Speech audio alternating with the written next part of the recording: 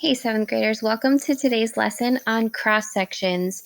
This may look a little different than what you've been learning over the last couple of days, but keep in mind that this module has a lot of stuff being thrown at us, but they all revolve around shapes. Today, we're going to learn a little bit more about some three-dimensional shapes.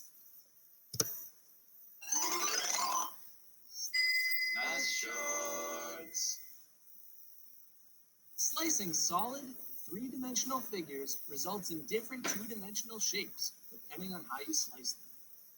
If you cut through a cylinder with a geometric plane parallel to the cylinder's base, the two-dimensional cross-section is a circle.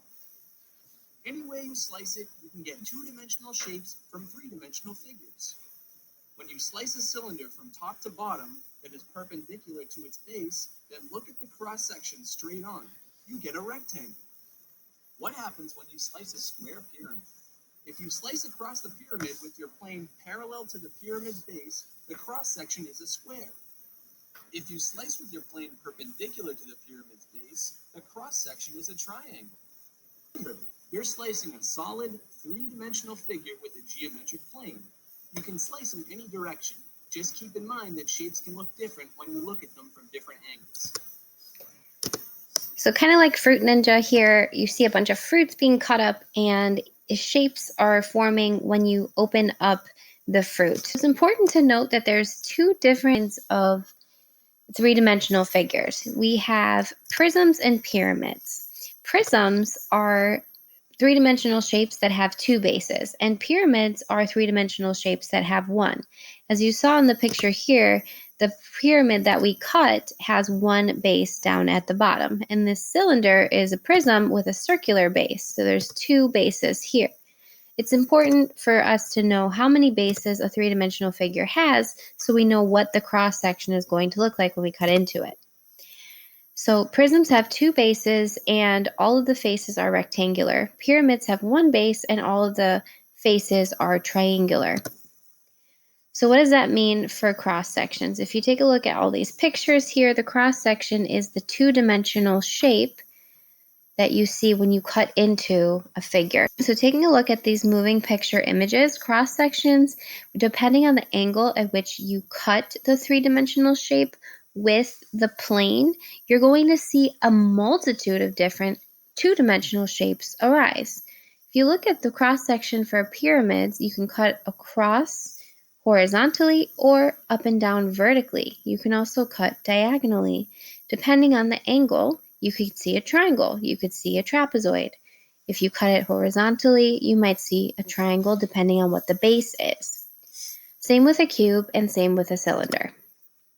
So if we take a look at this cylinder, the cylinder shape has two bases of circles. If we cut them horizontally or parallel to the base, the cross section we would see is a circle, same as the base. What cross section is perpendicular to the base if we were to cut it up and down? Well, that would be a rectangle.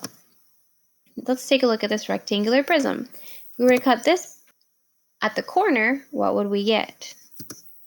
We would get a triangle.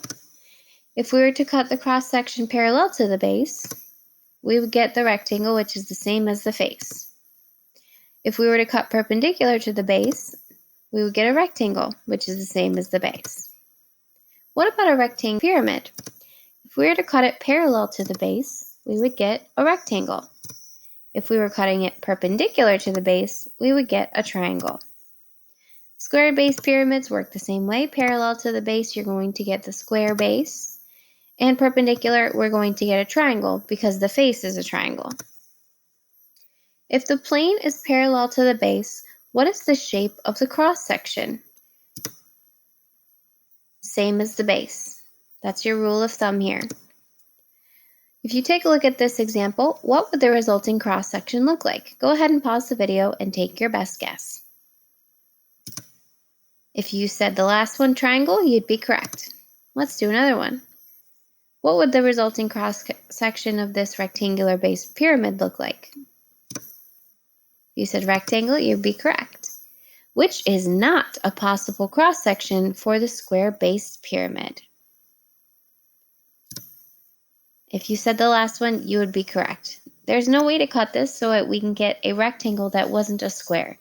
You can cut it to get a triangle, a trapezoid, and a square. All right, 7th graders, that sums up cross sections. Reach out to us if you have any questions.